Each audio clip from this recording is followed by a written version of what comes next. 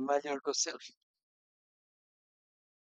So ఇది self, ఈ self లో 3 వైటల్ ప్రిన్సిపల్స్ ఉంటాయి.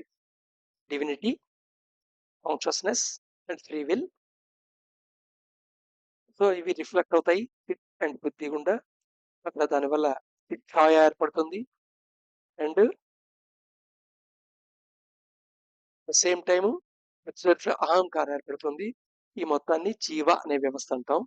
ఈ అహంకారం నరిచి చేసినప్పుడు దేన్ని పోషించినప్పుడు ఆస్ట్రల్ బాడీ అండ్ ఫిజికల్ బాడీని పోషిస్తే అప్పుడు మన్ ఏర్పడుతుంది. ఫిజికల్ బాడీని పోషించినప్పుడు అవేకన్ స్టేట్ లో వెళ్ళిపోతాం. వేకన్ స్టేట్ లో వెళ్ళిపోతాం. సో ఇక్కడ అహంకార దాకా ఏర్పడే స్థితిని ఏమంటాం అంటే దీన్ని సుప్తావస్థ అంటాం. అంటే డీప్ స్లీప్ స్టేట్ అని చెప్పచ్చు. డీప్ స్లీప్ స్టేట్ అనమాట. రూపావస్థ, డీప్ స్లీప్ స్టేట్. అదే మన్ ఏర్పడినప్పుడు, మన్ మీద రిఫ్లెక్ట్ అయినప్పుడు, నరిష్ అయినప్పుడు మాత్రం ఉండే స్థితి ఏమిటయ్యా అంటే ర్యాపిడ్ ఐ మూమెంట్ స్టేట్ లేదా స్వప్న వ్యవస్థ అని చెప్పచ్చు. స్వప్న వ్యవస్థ. అదే బాడీ ఉన్న ఈ అహంకారం అనేది ఈ బాడీని నరిష్ చేస్తే, బాడీని పోషించేసే పొజిషన్ వస్తే, మైండ్ ని బాడీని ఇద్దరిని పోషించినట్టయితే, అంటే సూక్ష్మ శరీరాన్ని నెక్స్ట్ స్థూల శరీరాన్ని కూడా పోషించినట్టయితే, నరిష్ చేసినట్టయితే అప్పుడు నువ్వు జాగృత అవస్థ అనే స్థితిలోకి వస్తావు అనమాట. అంటే వేకెన్ స్టేట్ లోకి వస్తావు. సో నువ్వు మెలుకుతో ఉన్నావు అంటే ఏంటంటే అహంకార అండ్ చిచ్ఛాయ నరిష్ చేస్తున్నాయి నీ యొక్క సూక్ష్మ శరీరాన్ని, అదే మన్ ని, అలాగా నీ స్థూల శరీరాన్ని, నీ మైండ్ ని, నీ బాడీని రెండింటిని నర్స్ చేస్తున్నప్పుడు నువ్వు మెలకుతో ఉన్నావు అనే భావనలో ఉంటావు. అదే సపోజ్ నీ బాడీ నిద్రపోతున్నావు, నీ బాడీలో సెన్స్ ఆర్గన్స్ పనిచేయట్లేదు, నీ బాడీ కూడా అలా పడి ఉంది మంచం మీద, బెడ్ మీద, కానీ అహంకారం అనేది మటుకు స్టిల్ నర్స్ చేస్తోంది, పోషిస్తూనే దేన్ని నీ యొక్క సూక్ష్మ శరీరాన్ని, మన్, మైండ్ లో ఉండే మన్ భాగాన్ని. ఫోర్ ఈ స్టేట్ లో నువ్వు స్వప్న అవస్థలకు వెళ్తావు. స్వప్న అవస్థ, డ్రీమ్ స్టేట్ లో నిద్ర స్లీప్ అనమాట. కాకపోతే మన్ కూడా విచిత్రం అయిపోయింది, దాన్ని నడిచి చేయట్లేదు, అహంకారం మిగిలింది. ఇక్కడ నువ్వు అవస్థలోకి ఉంటావు, డీప్ స్లీప్ లో ఉండే స్టేట్ అనమాట. సో అహంకారం నల్లిఫై అయింది. అప్పుడు జీవ అనే స్థితి ఉండదు, తుర్యం స్థితి అంటాం. సో అక్కడ నువ్వు నేను అనే భావం ఉండదు, అద్వైతం అనే భావంలోకి వెళ్తాం.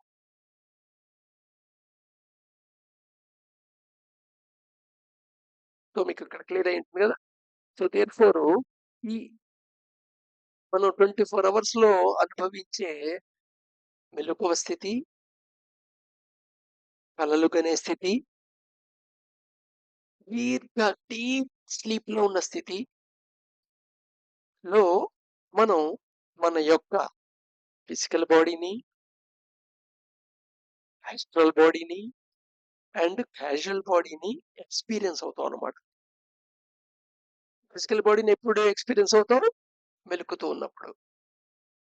ఆస్ట్రల్ బాడీని ఎప్పుడు ఎక్స్పీరియన్స్ అవుతావు? నువ్వు డ్రీమ్ వరల్డ్ లో ఉన్నప్పుడు. అలాగే నీ యొక్క కాజువల్ బాడీని ఎప్పుడు ఎక్స్పీరియన్స్ అవుతావు? అహంకార స్థితిలో ఉన్నప్పుడు. జస్ట్ నేను అనే భావం అయితే ఉంటుంది అక్కడ, అదనమాట. సో షాడోతో ఐడెంటిఫై అవుతాం. ఏదైతే రిఫ్లెక్ట్ అవుతుందో కాన్షియస్నెస్ మట్టి గుండా చిత్తకుండా షాడో ఫామ్ చేస్తుంది, ఆ షాడోతో నువ్వు ఐడెంటిఫై అవుతావు. అసలు ఈ ప్రపంచం అంతా చిత్తే, అంటే యూనివర్సల్ డివైన్ మైండ్ అనే ఫీల్డ్ ఉంటుంది. ఆ ఫీల్డ్ ఈ physical body and molecular body and casual body గుండా ప్రయాణం చేస్తుంది, వ్యాపిస్తుంది. ఈ వ్యాపించినప్పుడు ఆ బాడీస్ లో అది కొంత మోడిఫికేషన్, పరివర్తనాలకు గురి అవుతుంది. ఆ పరివర్తనాలకు గురి అయింది నీకు చిత్ రూపంలో ఫిజికల్ బాడీలో, మన్ సూక్ష్మ శరీర హాస్టల్ బాడీలో అండ్ బుద్ధి రూపంలో కాజువల్ బాడీలో నీకు వస్తుంది. ఇప్పుడు అందుకని మనం ఈ ఫిజికల్ బాడీ దేనికి రిలేటెడ్? భూకి రిలేటెడ్. భూ భూ భువ శుభ అని మాట్లాడుతున్నాం మనం బ్రహ్మ సిద్ధాంతంలో. సో, భూర్, భువ, స్వహ ఇవన్నీ ఎక్సిస్టెన్స్ అంటాం ఈ మూడిటిని కలిపేసి. ఈ మూడిటిని ఎంకంపాస్ చేస్తూ ఉంటే దాన్నేమంటాం మహారీజి అంటాం. అది మైండ్‌కి ఆవల విషయం. మైండ్‌కి బియాండ్ ఏంటంటే మనోబుద్ధి, అహంకారకు సంబంధం లేనిది కాదు. దాని ఆవల. సో, మనం ఈ బాడీ ఏదైతే ఉందో దాంతో మెలకువ స్థితిలో నీ కళ్ళు, ముక్కు, చెవు, స్పర్శ జ్ఞానేంద్రియాలతో లోపలికి తీసుకోవటం, దాన్ని అనలైజ్ చేయటం ఇలాగా వేకెంట్ స్టేట్ నడుస్తూ ఉంటుంది. అదే నువ్వు నిద్ర స్థితిలో డ్రీమింగ్ స్టేట్‌లో ఉన్నప్పుడైతే నువ్వు భువః ని ఎక్స్‌పీరియన్స్ అవుతుంటావు. భువః. భూ ఎక్స్‌పీరియన్స్ ఎప్పుడవుతావు? మెలుకువలో. భువ ఎక్స్‌పీరియన్స్ ఎప్పుడవుతావు? నిద్రపోతున్నప్పుడు. యాక్చువల్‌గా మెలుకుతున్నప్పుడు కూడా భువ ఎక్స్‌పీరియన్స్ అవుతూ ఉంటుంది లోపల. కానీ ఒక పెద్ద సౌండు డిస్టర్బెన్స్‌లో చిన్న సౌండు వినబడదే అలాంటి పొజిషన్ అన్నమాట. అంతకంటే చిన్న సౌండు ఏది కాజువల్ బాడీ నుండొచ్చేది. సో, దేర్‌ఫోర్ అది ఐడెంటిఫై కాదనమాట. సో, నిద్రపోతున్నప్పుడు నీ బాడీ అంతా కంప్లీట్ రెస్టింగ్ పొజిషన్‌లోకెళ్ళిపోతుంది కాబట్టి బాడీ ఫంక్షనాలిటీ జీరోకొచ్చేసింది కాబట్టి అంటే గుండె కొట్టుకోవటం, ఈ ఈ శ్వాసక్రియ, ఏమన్నా తినుంటే పడుకునే ముందు తినుంటే జీర్ణక్రియ, రక్త ప్రసరణం ఇవి జరుగుతూ ఉంటాయి. అవి మైండ్ యొక్క 2 సిస్టము కంట్రోల్‌లో ఉంటాయని తెలుసుకున్నాం అంతకుముందు. అవి జరుగుతూ ఉంటాయి. బట్ కానీ మిగతా బాడీ అంతా ఫిజికల్‌గా మటుకు నీకు స్పృహ లేదంటారు కదా! పడుకుంటే స్పృహ లేని స్థితి కదా నీకు. సో, అక్కడ ఎప్పుడైతే ఈ ఈ యొక్క డిస్టర్బెన్స్ తగ్గిపోయిందో, దీని యొక్క ఫంక్షనాలిటీ తగ్గిపోయిందో, సైలెన్స్ అయిందో, అప్పుడు నీకు డ్రీమ్ స్టేట్‌లో ఊహ ఎక్స్‌పీరియన్స్ అవుతావన్నమాట. ఊహ ఎక్స్‌పీరియన్స్. ఈ ఊహ నువ్వు ఎంతవరకు ఎక్స్‌పీరియన్స్ అవుతావు అనేది నీ యొక్క స్లీపింగ్ స్టేట్‌లో ఎంత అవేర్‌నెస్‌లో ఉన్నావు మీద ఆధారపడుతుంటుంది. బాడీ అవేర్‌నెస్‌లో ఉన్నావా? భూ అవేర్‌నెస్‌లో ఉంటున్నావా? భూ అవేర్‌నెస్‌లో ఉంటున్నావా? అందుకని అప్పుడప్పుడు ఈ కళలు ఎలా ఉంటాయంటే బయట జరిగే విషయాలు సింక్రొనైజ్ అయ్యి నీ కలలో వస్తుంటుంది. నువ్వు మంచం మించి దొర్లి కింద పడతావు. నీ కల్లోనేమో అగాధంలోకి పడుతున్నట్టుగా అనిపిస్తుంది. అలాగా. అలాగే కొన్ని అనుభవాలు కూడా జరుగుంటాయి. బయట జరిగే దాన్ని బట్టి లోపల జరగవు. ఎవరో వచ్చి ఇంటికొచ్చెళ్తారు. లేకపోతే కళ్ళు కూడా వాళ్ళొచ్చెళ్తారు. ఆ రూమ్‌లోకొచ్చిన వాళ్ళు. So, like that. ఏంటంటే అవేర్‌నెస్ యొక్క లెవెల్ బట్టి మాట కాన్షియస్‌నెస్‌లో నీ యొక్క అవేర్‌నెస్ లెవెల్ బట్టి మూవ్‌మెంట్‌లో. సో, క్లియర్ అయింది కదా! సో, ఈ ఎక్స్‌పీరియన్సెస్ క్లియర్‌గా స్వచ్ఛంగా ఉన్నదున్నట్టుగా ఎక్స్‌పీరియన్స్ కాకుండా అంటే భువహని, తువహని ఈ 3 నువ్వు ఎక్స్‌పీరియన్స్ చేసే అవకాశం ఉన్నప్పటికీ, కానీ ఈ 3 నువ్వు ఎక్స్‌పీరియన్స్ కాకుండా ఉండడానికి కారణం ఏమిటయ్యా అంటే, ఒక్క వ్యవస్థ ఇంకో వ్యవస్థలో ఉన్న డిస్టర్బెన్సెస్. అంతే కాకుండా ఇంకా ప్రధానమైనది. నీ ఎక్స్‌పీరియన్స్ అనేది ఇద్దరు మనుషుల మధ్య ఇంటరాక్షన్ కింద తీసుకో. ఒక వస్తువు అద్దంలో వస్తువు ఎలా ఉందో అలాగే కనబడాలి అనుకో. అంటే వస్తువు పెద్దగా ఉంటే పెద్దగా కనబడాలి. వస్తువు చిన్నగా ఉంటే చిన్నగా కనబడాలి.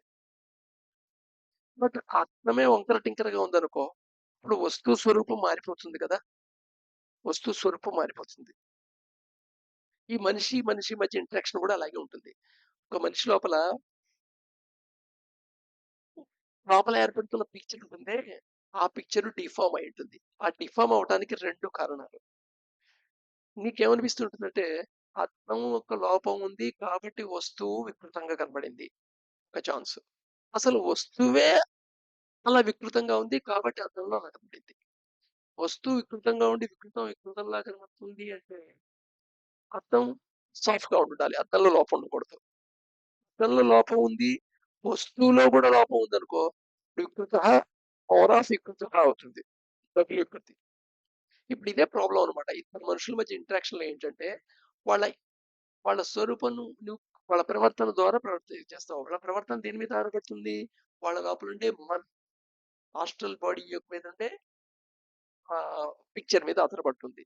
సో, అక్కడ పిక్చరే మెమరీలో ఉన్న పిక్చరు క్లారిటీ లేకపోతే, అంటే వికృతంగా మోడిఫై అయ్యి ఉంటే, ఆటోమేటిక్‌గా వాడి ప్రవర్తన కూడా వికృతంగా ఉంటుంది. అంటే ఇక్కడ ఆస్ట్రల్ బాడీ యొక్క రిఫ్లెక్షన్ డిఫెక్ట్ ఉంది. దాంట్లో మోడిఫికేషన్ డిఫెక్ట్ ఉంది. అట్ ద సేమ్ టైమ్ దానివల్ల ప్రవర్తన తేడా వస్తోంది. ఆ ప్రవర్తన చూసి నువ్వు అర్థం చేసుకుంటున్నావు. కానీ ఇక్కడ అర్థం చేసుకోవడంలో ఒక పార్ట్ అర్థం చేసుకోవట్లా. ఏమిటి అర్థం చేసుకోవట్లేదంటే, లోపల ఉండే మన ఆత్మ ఉందే, మన ఆత్మ దాన్ని మనం అదే డిఫెక్ట్. సో, ఇద్దరు డిఫెక్ట్ అద్దాల మధ్య జరుగుతున్న ఇంటరాక్షన్ అన్నమాట. Through behaviour. So, behaviour defective అద్దం మీద ఆధారపడి బిహేవియర్ వస్తుంది. ఆ బిహేవియర్‌ని చూసి డిఫెక్టివ్ అద్దంతో ఇంకా డిఫెక్టివ్‌గా అర్థం చేసుకుంటున్నాం. అందుకని ఒక మనిషి ఇంకో మనిషికి అర్థమయ్యే అవకాశం లేదు. సో, ఇలా ఉన్నంత కాలం అద్దాలే ఉంటాయి. క్లాషెసే ఉంటాయి. అందుకని ప్రపంచంలో క్లాషెసే ఉంటాయి. క్లాషెసే నడుస్తుంటాయి. ఏదో టెంపరరీగా ఫీల్ అవుతారేమో గాని, ఇద్దరు ఒకటే భావంలో ఉన్నారని గాని, లేదా ఇద్దరు ఒకే రకంగా ఆలోచిస్తున్నారని గాని, కోఆపరేటివ్‌గా పనిచేస్తున్నారని, ఇంటిగ్రేట్‌గా పనిచేస్తున్నారని గాని, వీటన్నిటికి కారణం వెనకాల ఏదో బ్యాక్‌గ్రౌండ్ రిజల్ట్ ఉంటుంది. అలాంటిది కావాలి కాబట్టి నువ్వు అలా చేస్తున్నావు. వాస్తవానికి లోపల జరుగుతున్న పిక్చర్ డిఫరెంట్‌గా ఉంటుంది. లోపల జరుగుతున్న పిక్చర్ నువ్వు అబ్జర్వ్ చెయ్యవు. సో, ఇప్పుడు మనుషుల మధ్య ఇంటరాక్షన్ కూడా అర్థమైంది కదా! ఫ్రిక్షన్‌కి దీనికి కూడా కారణం ఏమిటనేది అర్థమవుతోంది కదా! ఒక అద్దంలో కనబడుతున్న వస్తువు ఒక ప్రతిబింబము రెండిటి మీద ఆధారపడుతుంది. ఒకటి అద్దం యొక్క స్వరూప స్వభావాలు, రెండోది వస్తువు యొక్క స్వరూప స్వభావాలు. ఇది ఫిజికల్ ఎగ్జాంపుల్‌లో ఇక్కడ ఎండ్ అయిపోయింది. బట్ మనిషిని అర్థం చేసుకోవడంలో ఏంటంటే, వస్తువు యొక్క స్వరూప స్వభావాలు మళ్ళా దేని యొక్క రిఫ్లెక్షన్ అది? అద్దం యొక్క స్వరూప స్వభావాల రిఫ్లెక్షన్. సో, ఎంత కాంప్లికేట్ అయిపోయిందంటే ఇష్యూ దాని కాన్‌ఫ్లిక్టే ప్రపంచంలో సఫరింగే కనబడుతూ ఉంటుంది మనకి. సో, రేపు కళలు, ఆ కళలకి ఈ పరబ్రహ్మం థియరీలో ఎలాంటి ఎక్స్‌ప్లనేషన్ ఉంది? కళలకి చాలా ఇంపార్టెన్స్ ఉంది స్పిరిచ్యువల్ సైన్సెస్‌లో. అట్ ద సేమ్ టైము మామూలు sciences, biological sciences, neural sciences కళల గురించి ఏం చెప్తుంది అనే 2 థియరీలు తెలుసుకోవడానికి ప్రయత్నం చేద్దాం. నమస్కారం. నమస్కారం.